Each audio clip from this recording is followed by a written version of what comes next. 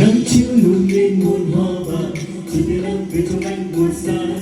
gió mãi mây tan chỉ đau môi hồng yêu yêu tìm được trong cuộc sống loáng thoáng thuộc tan mảnh là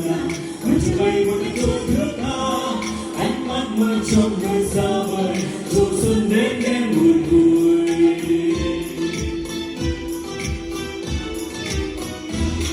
được xuân đây xin làm gió hai để chinh một cánh về với một ngày vì xuân đây xin trên nỗi buồn bao nhiêu năm từ sau